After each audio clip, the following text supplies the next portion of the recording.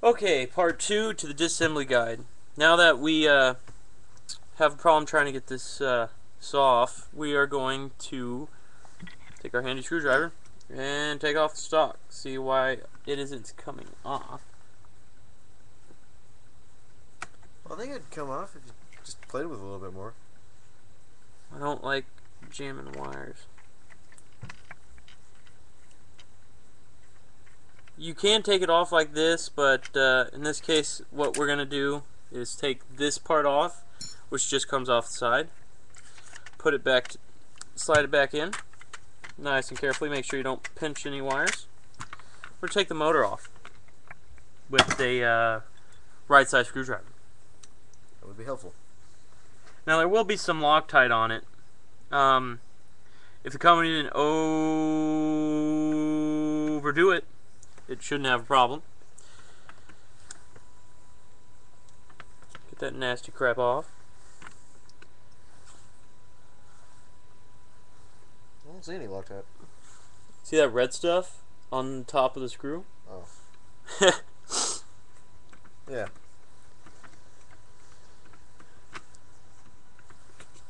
Cover this off. That'll come off like that. Now the gearbox should slowly come out. Like that. The wire should peel off. Disconnect the motor. Remember, don't ever yank it if it doesn't want to come out. It's gonna break it. Yeah, if it don't want to come out, don't force it out. Now there should be a Tamiya connector that I should be able to just disconnect instead of taking the stock off. But there's no room to actually do that, so I'm going to end up having to take the stock off. So let me find, there's so much Loctite that they put in the actual thing, I'm actually having to etch it out. Granted, it's not bad, but it's not necessarily good. It's annoying.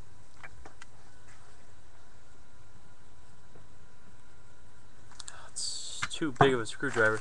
I have to get a different size screwdriver. One moment, guys. I apologize for this inconvenience. Working on guns is just a big inconvenience. It can be fun. Can be.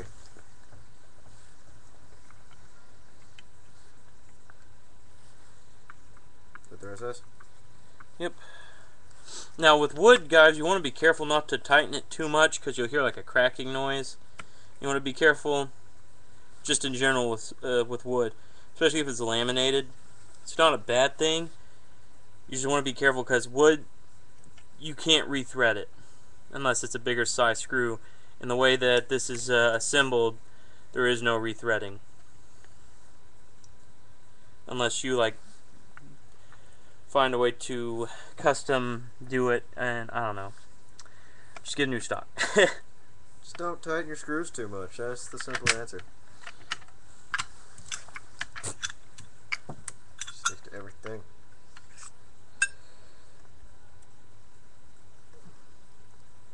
This thing is so awesome. Is that sticker? Yeah, that is an awesome motor.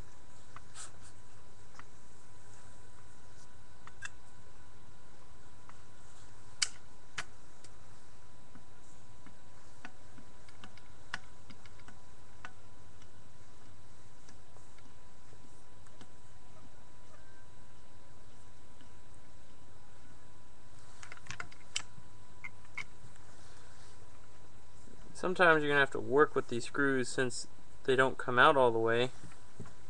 And you can't really, you're going to have to jimmy them out. And be careful that they're unscrewed all the way.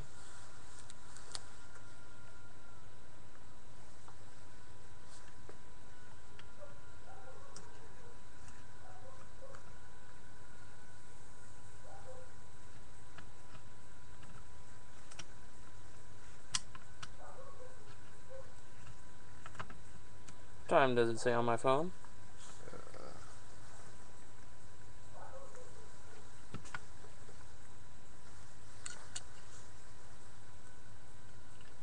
I got to see what I saw what time it says. Never mind. I can't find it. I saw what it said. pistol grip. That would have been better. I almost lost the screw. Sorry that it's taking me a while to get the screw out.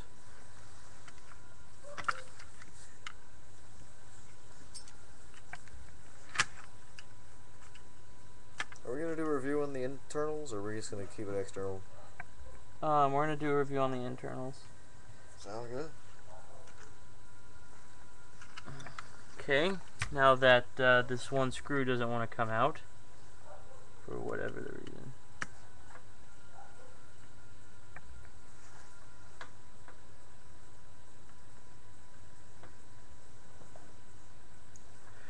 Sometimes when they don't want to come undone, you can always resort to last resort measures. You hit it with a hammer. No. You have an SRC high torque motor. Try and magnetize it out, and that worked. SRC high torque motors are great for magnetizing screwdrivers. Now you want to be very careful with stocks. Kind of wobble it back and forth. Pull gently, because of the way that the wires are. If you couldn't pull it out here, see there's a tammy in there. Pull the stock off. There's your wiring stock. And the gearbox is now separated from your receiver. Huzzah. Huzzah indeed. Now that you have cleared off, make sure there's nothing on your rag and dust, and you're ready to disassemble your gearbox. We're going to go to the gearbox thing, or are we going to end the video? No, we're not in the video yet, man. How much time we got? We got 6 minutes. 6 minutes and 57, well, almost 7 minutes. At this point in stage, I like to take a look and see what's going on with the gearbox. Oh, wait, flip it over again. Oh, never mind. You've got what appears to be 7mm bearings, which is great for reliability and decent high speed. You've got a, from what I could tell, a steel gear set, but I can't tell from anything else. They've tried to cover up the Wait, I gotta see that. Move your hand. what? Turn over. Yeah. And here's to prove that this is a SEMA.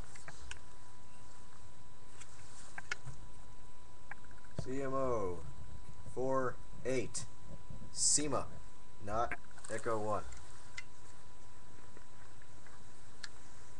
Dude, see how chunky your receiver is. Well, it's an RPK receiver, so it's supposed to be. So enough of us screwing around. Let's disassemble. First, you're going to want to carefully take off the top cover thing. Sometimes it may require you to use a flathead screwdriver, wedge it in between the top, and push forward. And normally you can just push it forward. Be careful not to slice and dice any of the wires and anything like that. So, anyways, moving on. Disassemble this part.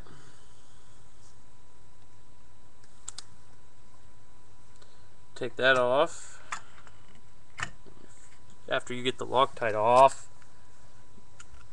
Why'd they put Loctite on everything? Make sure stuff doesn't rust while it waits in customs is one of my guesses. Yeah. Just doing some careful inspection of the gearbox, just checking it out.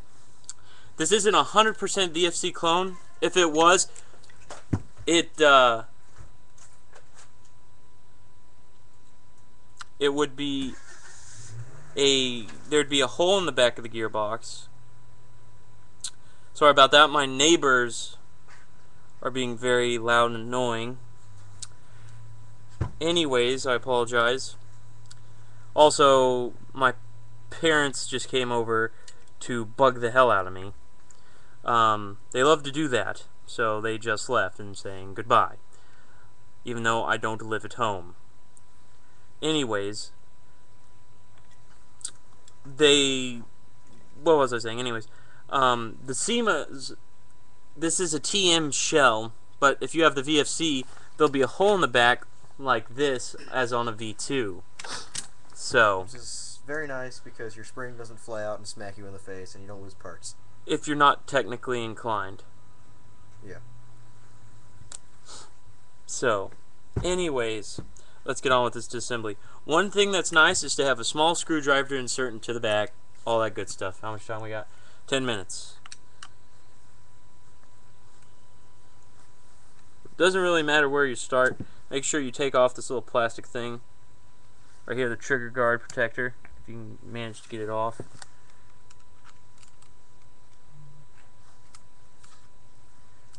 We're gonna chunk this into like 3 videos. Yeah, let's just make this 3 videos, guys. I apologize for kind of taking forever to talk, but guys, we're going to make this part 3 is the inside of the gearbox, and I apologize for it taking so long. But anyways, yeah, part 3, we'll see you in the next video.